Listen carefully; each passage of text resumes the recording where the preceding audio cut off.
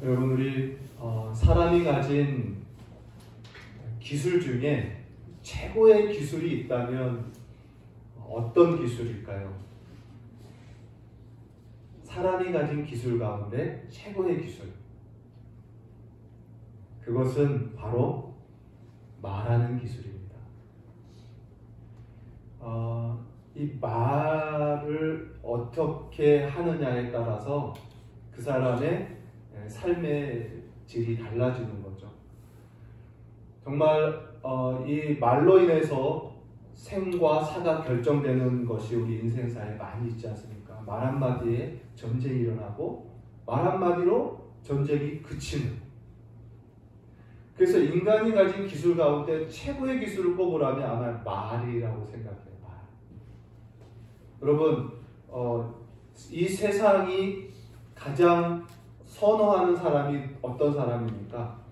세상이 꼽는 인재는 누굽니까? 기술자예요. 숙련된 사람입니다. 세상이 인정하는 인재는 바로 기술자입니다. 마찬가지로요, 여러분, 저와 여러분, 이 말에 훌륭한 기술자가 되시기 바랍니다.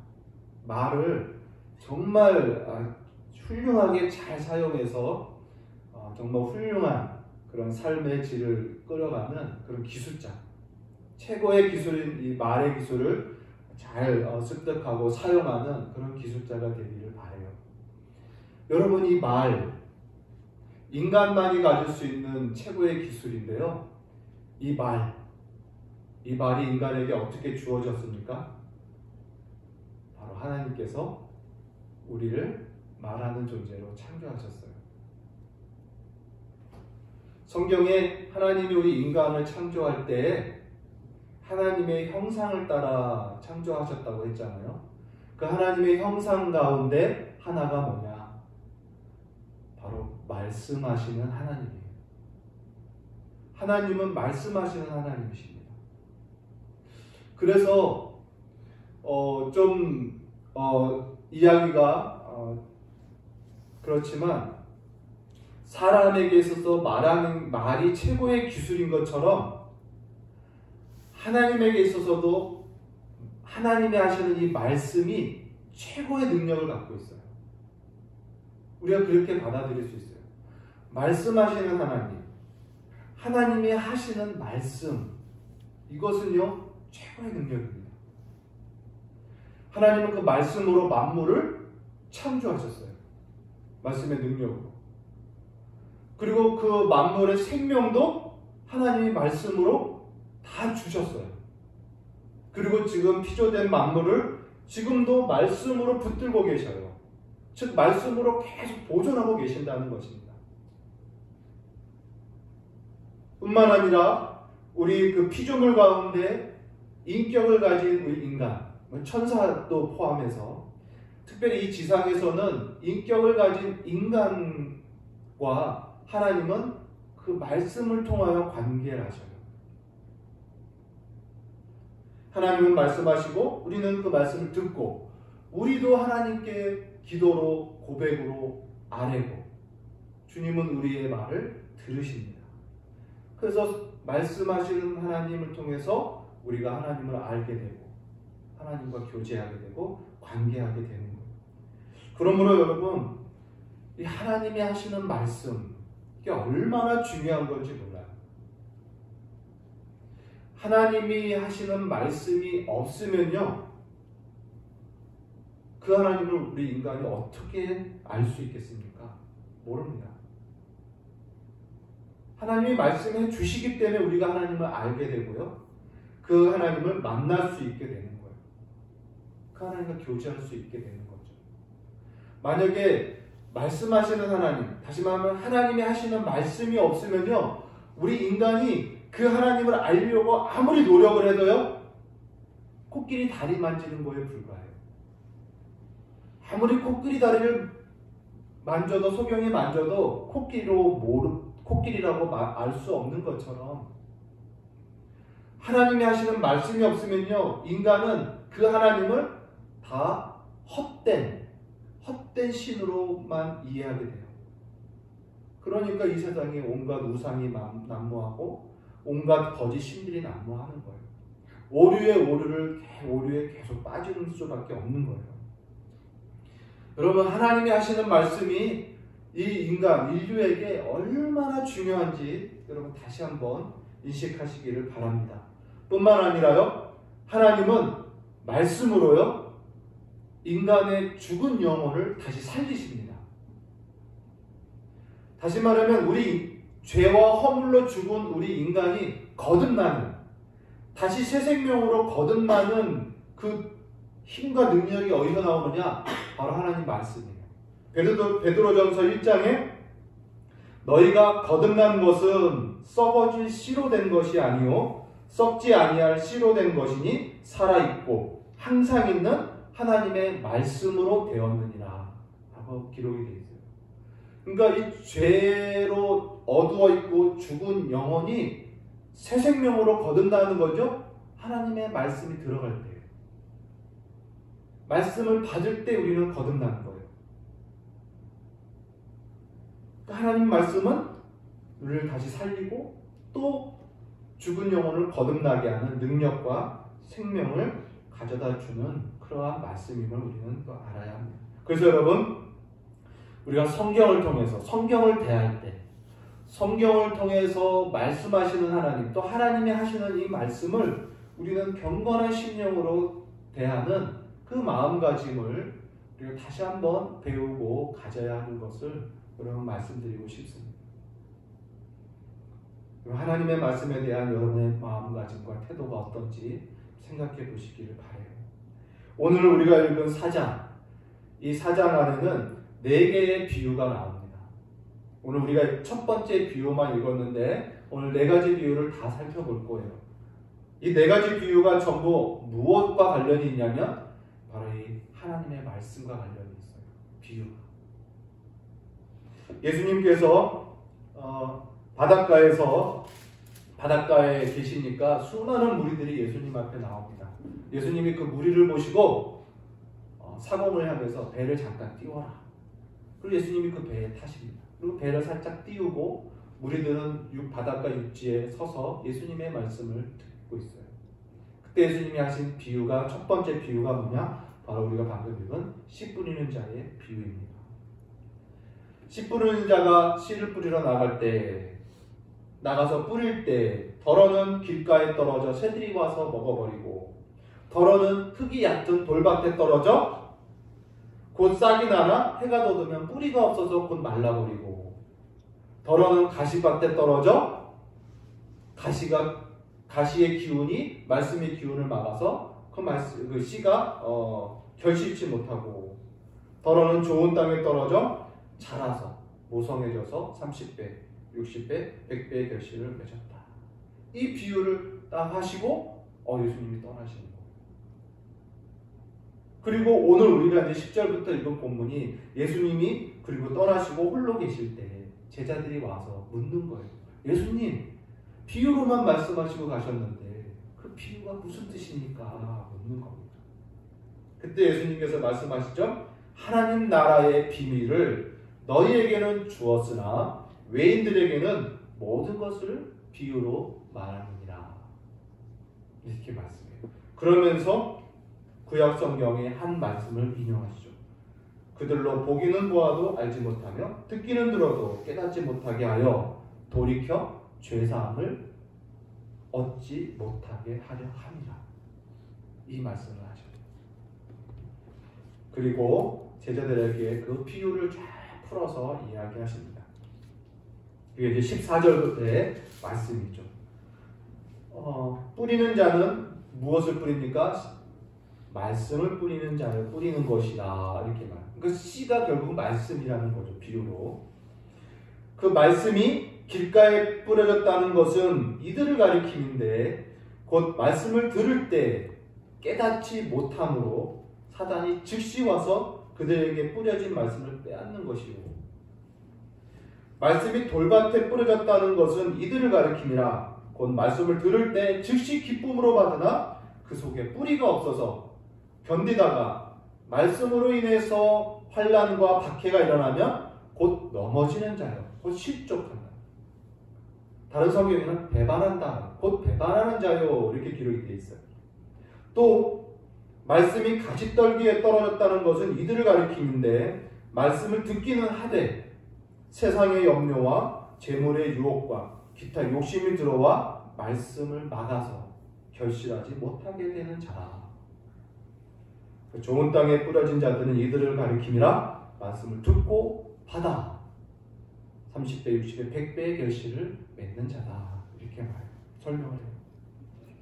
자, 여러분, 이 씨 뿌리는 비유 여러분 여러 번 들어보셨을 겁니다. 이 비유의 말씀을 통하여 우리는 그동안 다음과 같은 교훈들을 들어왔을 거예요. 어떤 거냐면 여러분 길가와 같이 되지 맙시다.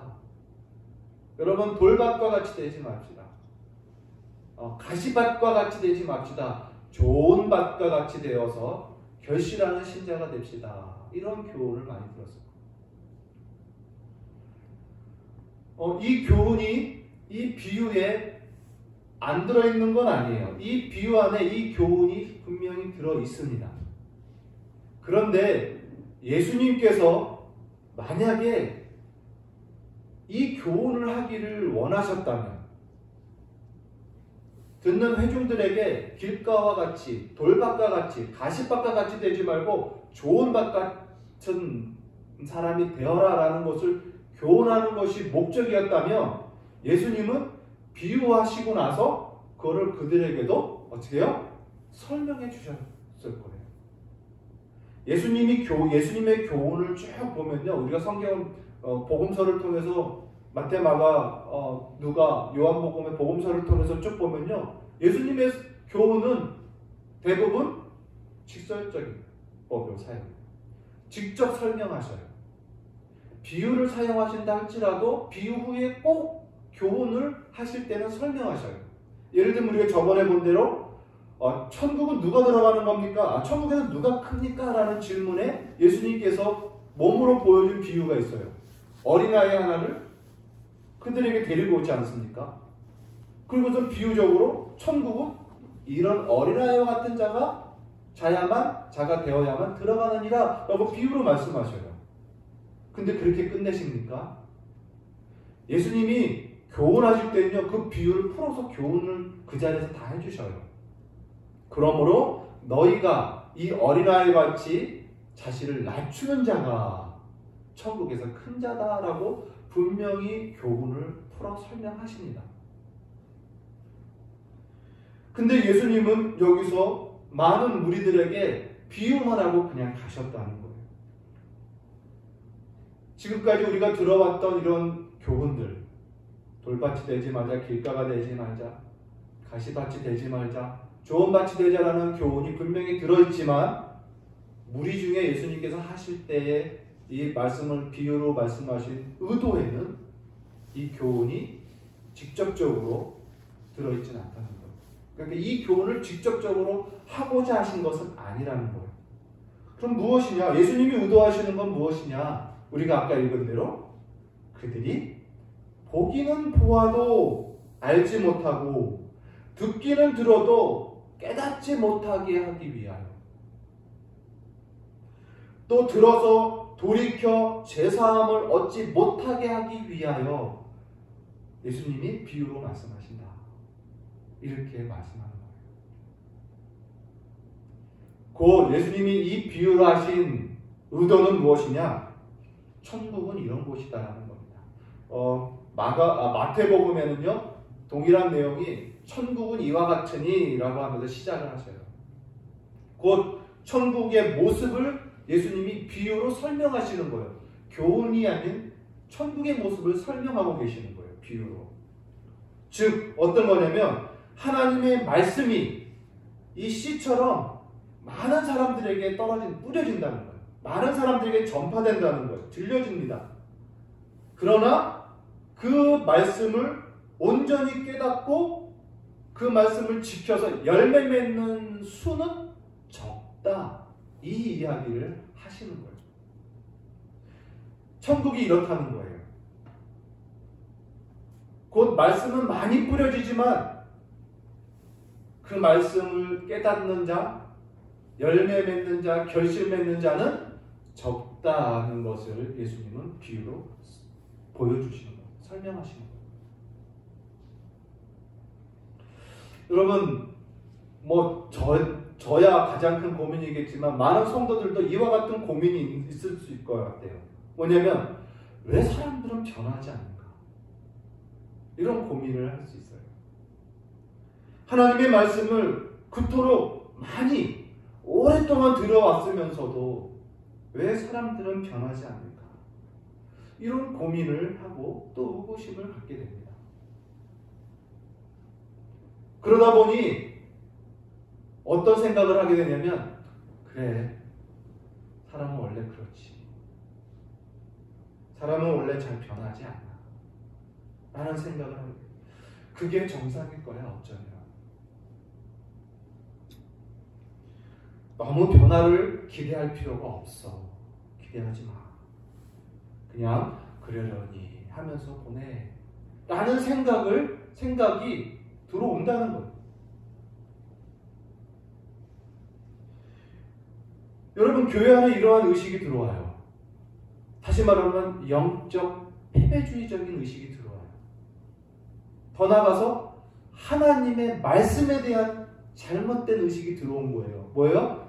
하나님의 말씀 좋지만 아무리 좋아도 능력은 없어. 라는 하나님 말씀의 능력에 대한 불신, 하나님 말씀에 대한 무기력함을 갖게 되는 의식들이 교회 안에 싹 들어와요. 이런 고민 때문에. 왜 변하지 않는가? 이런 고민 때문에. 이러한 영적 패배주의, 패배의식이 교회 안에 알게 모르게 갖고 있어서 신앙생활에 어떠한 기대감도 어떠한 생동감도 없이 시간을 보내는 경우가 많다는 거예요.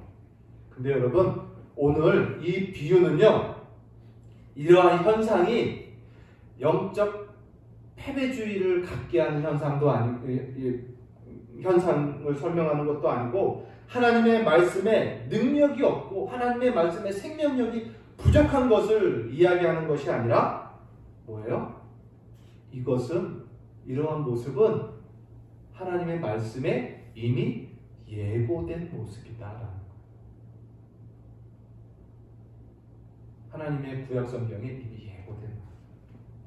우리가 12절을 읽었는데 12절에 이는 그들로 보기는 보아도 알지 못하며 듣기는 들어도 깨닫지 못하게 하여 돌이켜 죄사함을 얻지 못하게 하려 함이라. 비유로 말씀하신 이 말씀을 예수님이 구약 성경의 말씀을 통해서 인용하십니다. 여러분, 이 말씀 12절의 이 말씀, 이게 어디에 나온 말씀이냐면 이사야 선지서에 나와요. 이사야서 6장에 나옵니다. 여러분, 이사야서 6장이 어떤 장입니까? 우리가 잘 알고 있는 대로 하나님이 이사야를 선지자로 부르시는 장면이 나와요. 기록되어 있어요. 우리가 잘 알고 있는 대로 제단 숯불이 이사야의 입술을 대고 더러운 입술을 거룩하게 만들면서 선지자의 사명을 주시잖아요. 그 장면이 6장이거든요. 근데요, 이사야가 제단 숯불로 입술이 거룩하게 된 후에 첫 번째로 받은 외쳐야 할 말씀이 무엇이냐? 바로 이 말씀입니다. 이사야야, 너는 이스라엘 백성들에게 가서 이렇게 외치라. 그들이 보기는 보아도 알지 못하며 듣기는 들어도 깨닫지 못하게 하여 돌이켜 죄사함을 얻지 못하게 하려 하리라. 이 말씀을 선포하라는 거예요.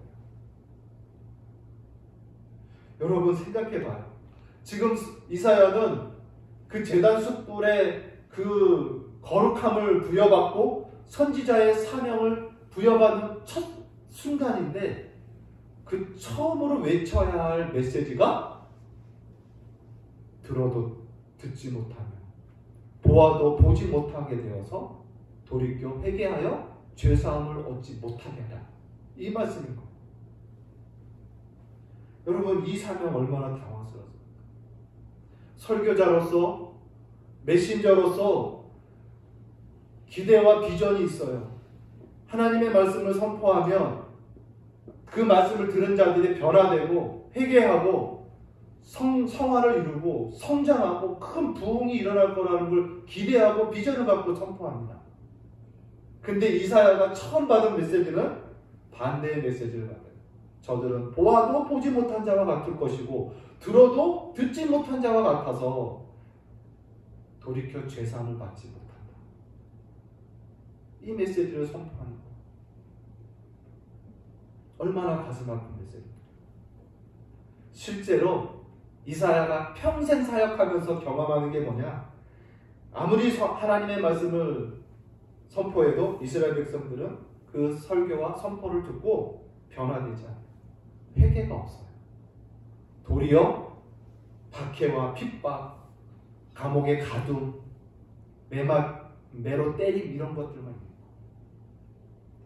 이사야뿐만이 아니에요. 구약의 모든 선지자들이 다 이런 일을 겪어요. 또 우리가 잘 알고 예레미야 어떻습니까? 하나님께서 예레미야에게 뭐라고 말씀하는지 아십니까? 예레미야야, 넌 담대하라. 너의 입에서 나온 말은 저들에게 불방망이와 같을 것이다 라고 해요. 얼마나 담대한 은혜의 말씀입니까? 근데 우리가 잘 알고 있는 대로 예레미야의 삶은 어때요? 그게 입에서 나오는 말은 불방망이 같은데 돌아오는 거는 저들이 던지는 방망이입니다. 저들이 예레미야를 얼마나 박해하고 핍박하는지 봐요.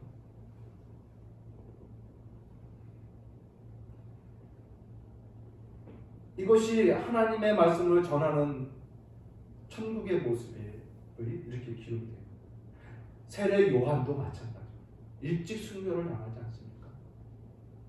예수님도 마찬가지죠. 수많은 사람들이 예수님을 통해서 하나님의 말씀을 듣습니다.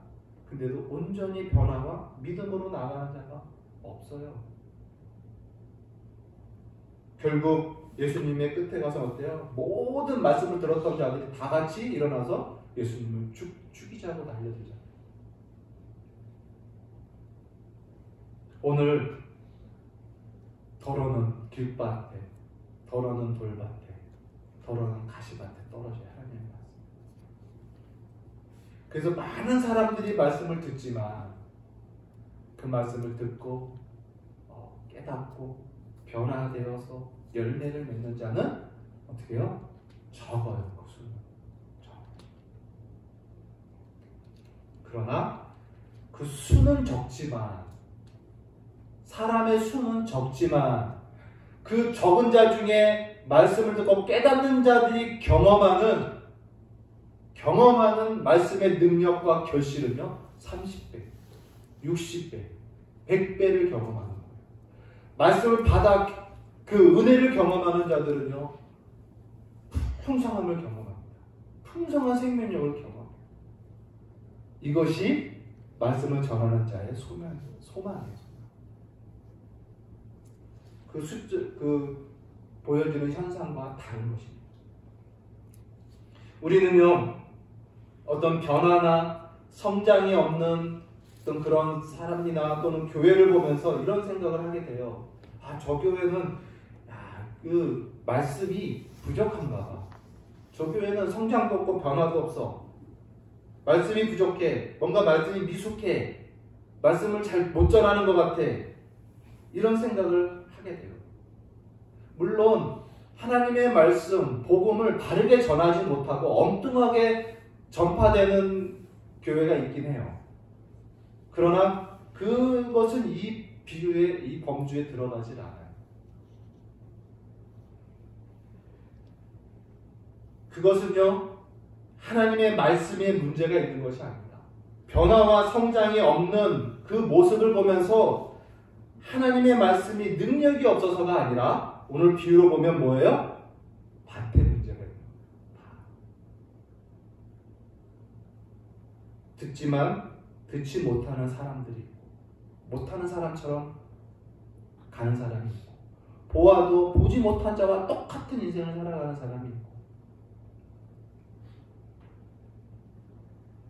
또 듣고 깨닫는 사람이 있고 하는 거예요. 더 무서운 것은 그것이 예고되었다라는 데 더 무서운 거예요. 우리.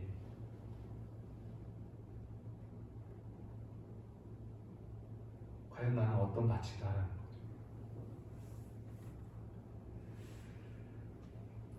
예수님은 여기서 비유로만 딱 끝내십니다. 그 수많은 무리들이 그 말을 듣는 거예요. 여러분, 우리도 이 비유로만 듣고 이것이 예고됐다라는 것을 안다면 우리는 어떤 생각입니까? 하나님의 뜻이니까 뭐 나와 상관이 없지. 하나님이 정하신 것을 누가 맡겠어? 이런 생각으로 끝내십니까? 비유 속에서는요, 많은 것을 생각하게 해요. 그럼 나는 누군가? 이 비유 속에서 나는 누군가? 나는 어디에 속한 자인가? 이런 고민이 당연히 나옵니다. 나는 많은 무리에 속한 사람이냐? 아니면 적은 무리에 속한 사람이냐? 고민이 됩니다. 예수님께서 말씀하셔요. 많은 사람들이 다니는 길은 어때요? 넓고 편안한 길이에요. 상당히 보편적이고 일반적인 길입니다. 보편적이고 일반적인 문이에요. 그래서 사람들이 다 편안하게 그냥 들고 들어갔다 나왔다 다닙니다. 그러나 그 길은 어때요? 멸망으로 향하는 길이요. 좁고 협소한 문과 길이 있어요. 그리로 들어가고 다니는 사람은 적다라고 예수님이 말해요. 그러나 그 길은 생명으로 들어가는 길이다라고 말했습니다. 결국 그냥 우리가 신앙생활 하면서요, 그냥 일반적이야. 다 그게 그런 모습이야. 다 일반적인 모습이야. 그냥 대부분 다 변화 안 돼. 대부분 다 그렇게 사는 거야. 라는 그런 편안한 길로 다니는 신앙생활을 하느냐, 아니면 좁고 협소한 길을 다니듯 수고롭게 신앙생활을 하느냐, 이 차이가 우리에게 있는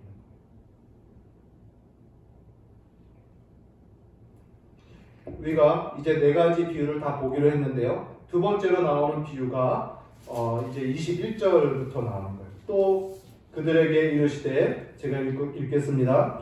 또 그들에게 이르시되 사람이 등불을 가져오는 것은 말하려거나 평상 아래 두려함이냐, 등경 위에 두려함이냐. 드러내려 하지 않고는 숨은 것이 없고 나타내려 하지 않는 것은 감추인 것이 없느니라. 들을 끼는 자는 들을지어다. 이렇게 말씀해요. 그리고 24절에 또 이르시되 너희가 무엇을 듣는가 스스로 삼가라. 너희의 헤아리는 그 헤아림으로 너희가 헤아림을 받을 것이며 더 받으리니 있는 자는 받을 것이요 없는 자는 그 있는 것까지라도 빼앗기리라. 이 말씀하셔요. 이 말씀 뭐냐면 곧 하나님의 말씀은 등불과 같은 거예요. 그래서 숨길 수 없다라는 뜻입니다. 하나님의 말씀은 은밀하게 전파되지 않는다라는 거예요. 누구나 밝히 알게 전파된다라는 거예요. 혼자 몰래 듣고 몰래 배우도록 전파되지 않는다는 것을 말합니다. 공개적으로 많은 사람들이 같이 듣게 하나님의 말씀은 전파돼요. 그러므로 나는 말씀을 못 들었어요 라고 할 수 없어요. 그건 거짓말이에요. 숨길 수 없어요. 내가 말씀을 못 들었어요, 못 배웠어라고 감출 수 없다라는 뜻입니다. 결국 등불처럼 모든 사람들이 다 보는 것 같이 말씀을 선포돼요. 그래서 열매가 없으면 그래서 부끄러운 거예요. 많은 사람들, 함께 들은 사람들 앞에서 부끄러운 거예요. 그래서 너희가 무엇을 듣든가 스스로 삼가하라. 스스로 삼가하라. 주의하라는 거예요.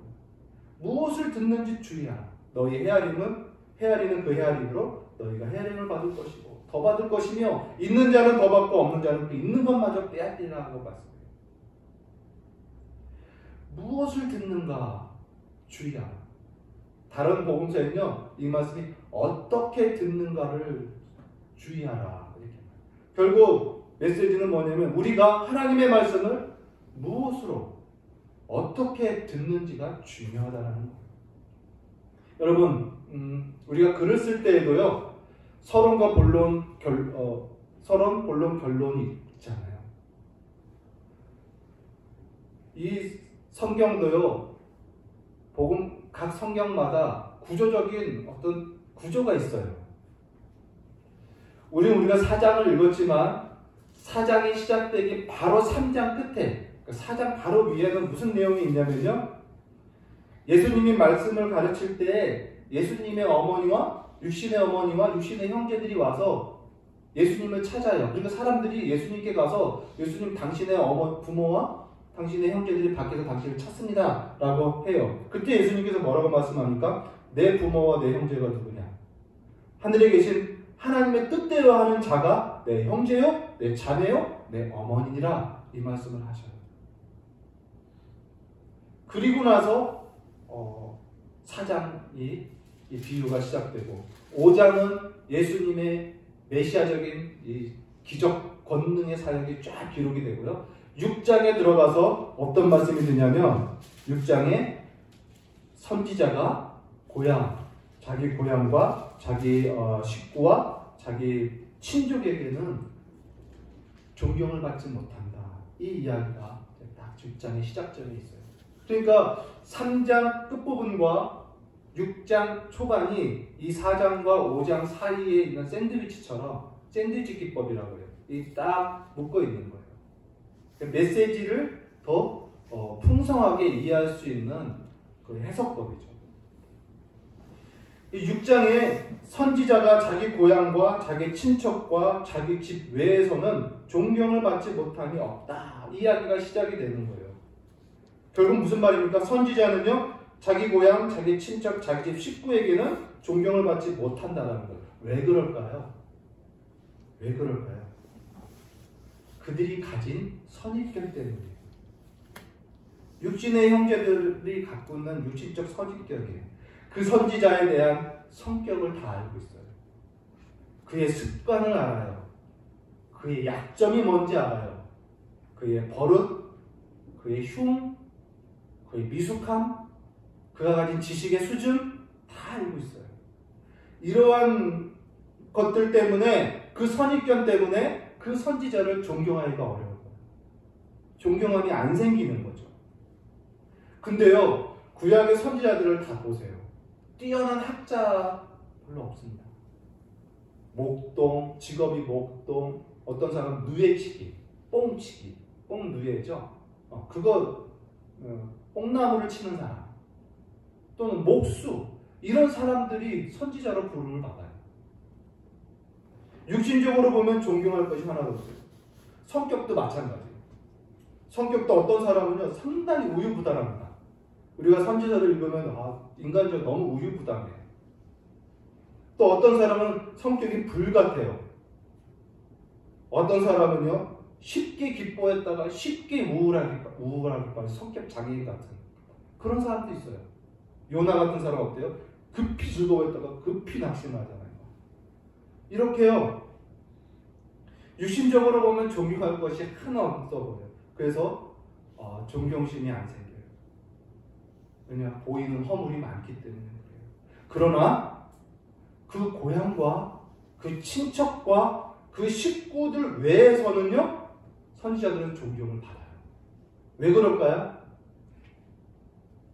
그 사람들에게는요, 그 선지자의 허물, 습관, 그의 인격, 그가 그의 가진 지식, 그의 약점, 이게 보이지 않기 때문에. 알지 못해서 그래요. 뿐만 아니라 그것에 관심이 없어요. 사람들은 그 선지자에 대해서 뭐에 관심이 있냐면 그 선지자 입에서 나오는 하나님의 말씀에 관심이 있어요. 그 말씀만 들으려고 하고 거기에 관심이 있고 거기에 집중하는 거예요. 그가 전한 하나님의 말씀. 그래서 그 말씀 때문에 그 선지자에 대한 존경심이 나오는 거죠. 이처럼 여러분, 하나님의 말씀을 어떻게 듣느냐, 하나님의 말씀을 무엇으로 듣느냐가 중요한 거예요. 그것이 그 사람의 영성을 좌우하고 그 마을의 형통을 좌우하는 거예요. 그 말씀을 들을 때 헤아리는 것, 내가 그 말씀을 어떻게 이해하고 어떻게 수용하고 어떻게 해석하고 있느냐에 따라서 그 사람의 됨됨이와 그 사람의 질이 결정된다는 겁니다. 그러므로 너무 중요한 거예요. 여러분, 무엇을 듣느냐가 중요해요. 여러분은 하나님의 말씀을 듣습니까? 사람의 말을 듣습니까? 이것이 중요해요. 세 번째 비유입니다. 세 번째 비유, 사람이 이제 씨 뿌려서 나와서 이야기하는 이야기를 또 합니다. 26절 말씀이죠. 또 이르시되 하나님의 나라는 천국이죠. 사람이 씨를 뿌린 땅에 뿌린과 같으니 그가 반납자고 깨고 하는 중에 씨가 나서 자라되 어떻게 그리 되는지 알지 못하느니라. 그러나 땅이 스스로 열매를 맺되 처음에는 싹이요 다음에는 이삭이요 그 다음에는 이삭의 충실한 곡식이라. 열매가 익으면 곧 낯을 내나니 이는 추수 때가 이르렀습니다. 이제 세 번째 비유는요, 뿌리는 자가 씨를 뿌리고 자고 깨고 하지만 그게 어떻게 자라는지 알지 못한다라고. 그 땅이 스스로 열매를 맺게 한다라고. 이 말은 어떤 비유냐면요, 씨를 뿌리는 자는요, 씨를 뿌린 수고로 끝이에요. 씨를 뿌린 수고로 끝이라는 거예요. 왜요? 그게 자라는지 그게 죽는지 자고 깨고 알지 못해요. 이제 남은 문제는 뭐냐? 땅인 거예요. 땅이 스스로 그 씨를 자라게 하는 거예요. 싹을 내고, 또 땅이 스스로 이삭을 내고, 땅이 스스로 곡식을 내고, 충실한 열매로 땅이 쫙 자라게 해요. 물론 그 자라게 하시는 능력은 하나님의 은혜로 되어지는 거죠. 결국 여기서 말하는 건 씨는 뿌리진 것으로 그 수고가 끝이라는 거예요. 마지막 비유가 천국, 우리가 30절인데요. 또 이르시되 우리가 하나님 나라를 어떻게 비유할꼬 또 무슨 비유로 나타낼까? 겨자씨 하나가 같으니 땅에 심길 때에는 땅 위에 모든 씨보다 작은 것이오되 심긴 후에는 자라서 모든 풀보다 커지며 큰 가지를 내나니 공중의 새들이 그 그늘에 깃들 만큼 되느니라. 이제 우리가 잘 보는 겨자씨 비유로 이제 말씀합니다. 심길 때는 매우 작은 씨 중에 가장 작은 씨지만 그 결과는 어떻다는 거예요? 나무처럼 큰 결과를 내요. 작은 씨 하나. 결국 뭡니까? 씨에는 문제가 없다라는 거예요. 씨에는 문제가 없어요. 그 씨가 아무리 작다 할지라도 그 성장과 영향력은 크다라는 거예요. 심겨지냐. 말씀이 갖고 있는 능력을 이야기하는 것입니다. 그러므로 여러분, 우리가 이 비유를 다 통해서 알 수 있는 건 뭐냐면 하나님의 말씀, 이 씨죠. 하나님의 말씀에 대한 불신과 불만은 없다라는 거예요. 하나님의 말씀의 생명력과 능력은 부족함이 없어요. 그 말씀의 능력은 온전합니다. 그러면 거기에 대한 의심, 불신, 불만, 그것은 가질 필요가 없다라는 겁니다. 두 번째로, 이 능력의 말씀이 많이 뿌려지지만 많은 사람들이 그 말씀을 열매를 맺지 못합니다. 많은 말씀이 뿌려지지만 결국 적은 수가 열매를 맺고, 이게 천국의 모습이라는 거예요. 그러나 그 적은 수가 맺어지는 열매는 그 풍성함은 30배, 60배, 100배의 놀라운 큰 풍성함을 경험한다는 거예요. 이것을 이야기합니다. 사랑하는 성도 여러분, 우리가 하나님의 말씀을 매주 듣습니다. 항상 듣습니다. 이 생명력 있는 하나님의 말씀, 영향력이 큰 하나님의 말씀을 우리가 듣고도 변화와 성숙과 또 열매가 없다면 나는 어떤 밭인가 라는 숙고를 할 필요가 있어요. 숙고를 하게 돼요. 나는 많은 무리 가운데 속한 사람이냐, 아니면 적은 무리 가운데 속한 사람이냐, 많은 무리 사람처럼 편안하게 다니고 있는 사람이냐, 아니면 적은 무리처럼 수고롭게 길을 다니고 있는 사람이냐, 고민이 되는 거예요. 만약에 내가 많은 무리 가운데 사람이라면 하나님께서 정하신 법칙이니까 뭐 어쩔 수 있겠어라고 생각하시겠습니까? 아니죠. 들어도 듣지 못하고 못 갖고, 보아도 깨닫지 못하는 자가 되어서 죄사함의 은혜를 누리지 못하게 되는 사람에 속하게 되는 거라면 두렵죠. 하나님의 뜻이니까라고 그냥 가볍게 취급될 수가 없는 거 아닙니까? 두려움으로 기도하셔야 되는 거죠. 살기 위해서 기도해야 되는 거예요. 주님 살려주세요. 저 하나님의 말씀을 듣지만 깨닫지 못하고 있는 내 삶을 살려주세요라고 기도하게 되는 거예요. 여러분, 하나님의 말씀 듣는 것을 가볍게 생각하지 마세요. 서두에도 얘기했지만 최고의 기술은 하나님의 말씀입니다. 최고의 능력은 말씀이에요. 하나님의 말씀 듣는 거 가볍게 생각하지 마세요. 대수롭지 않게 생각하지 마세요. 하품이 나면 하품하고 졸리면 졸려도 되는 그런 대수로운 일이 아니라는 겁니다. 하나님의 말씀은. 하나님의 말씀을 들을 때 귀 기울이려고 수고하고 애를 써야 하는 거예요. 그냥 저절로 들리면 듣고 감동되면 감동받고 하는 그러한 것으로 생각해서는 안 되는 겁니다. 여러분, 하나님의 말씀을 들을 때 여러분의 몸의 컨디션에 맡기지 마세요. 그 컨디션을 이기고 애쓸 정도의 수고롭게 말씀을 귀하게 여기셔야죠.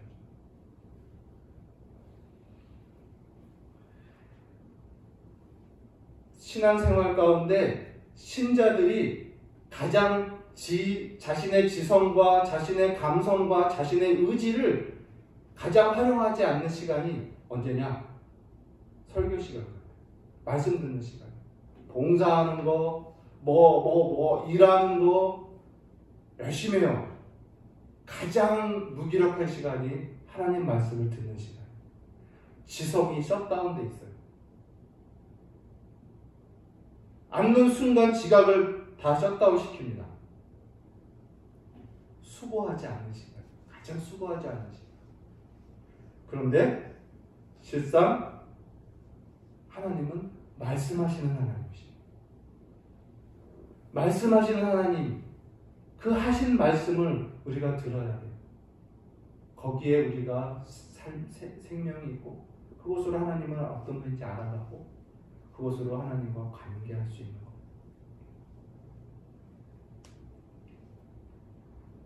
수많은 사람들이 말씀에 뿌리를 내리지 못합니다. 그래서 뿌리가 없기 때문에 말씀이 들어도 곧 나가면 삶의 조그만 역경이 어려움과 어떤 어려운 사건을 경험하면 바로 그 말씀을 다 기억하죠. 그냥 말씀을 던져버려요. 정말 성경 말씀대로 배반해버립니다. 말씀 때문에 더 귀찮아 하면서 말씀을 배반하는 사람. 또 수많은 사람들이요, 말씀을 듣습니다. 말씀의 씨앗이 콕콕콕콕콕 박힙니다. 근데 세상의 염려와 재물의 유혹, 기타 욕심이 가득해서 그 콕콕콕 박힌 말씀의 씨가 하나도 열매를 맺지 못해요. 기운이 막혀가지고. 많은 씨가 박혔지만 말씀의 은혜가 막혀서 열매를 맺지 못해요. 또 많은 사람들은 말씀을 들어도 아무 생각 없이 듣습니다. 지각 활동을 안 하는 거죠. 하지만 그럼에도 불구하고 말씀 사역은 희망이 넘쳐요.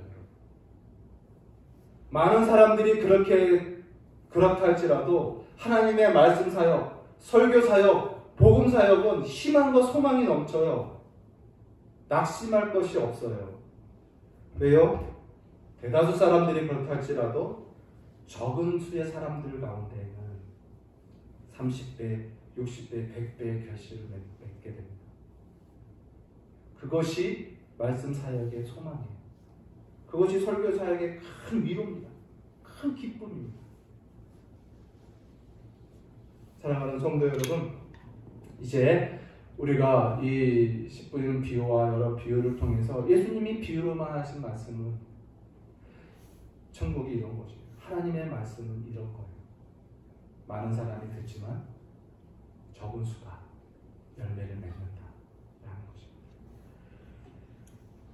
말씀을 맺습니다. 복음 사역은, 설교 사역은 계속됩니다. 저도 또 많은 교회들이 이 복음 사역과 이 설교 사역, 말씀 사역을 이 희망과 기쁨과 이 소망을 갖고 계속합니다. 계속 수고하고 헌신할 거예요. 여러분도 좋은 밭으로서 살도록 수고하고 헌신하시기를 바랍니다. 말씀을 듣고 깨닫기를 수고하시고 그 말씀을 잊지 않고 열매 맺기로 수고하시고 뿌려진 말씀이 나에게서 나타날 수 있도록 수고하는 그런 인생을 사시기 바랍니다. 주님의 크신 은혜가 함께 하시기를 간절히 바랍니다. 기도하겠습니다. 하나님 아버지 감사합니다. 오늘 예수님의 이 씨 뿌리는 비유를 통해서 천국이 이런 곳이며 정말 좁은 문과 좁은 길의 삶이 신앙인 것을 또 한번 생각하고 나의 삶이 넓은 길을 다니고 있는지 좁은 길을 걷고 있는지를 생각하게 하시면 감사합니다. 하나님의 말씀의 생명력과 능력을 다시 한번 믿고 주의 말씀에 순종하며 듣기를 기뻐하는 신자들 다 될 수 있도록 복을 내려주시고 영광 돌리는 신자 되게 하여 주옵소서. 예수님 이름으로 감사하며 기도합니다. 아멘.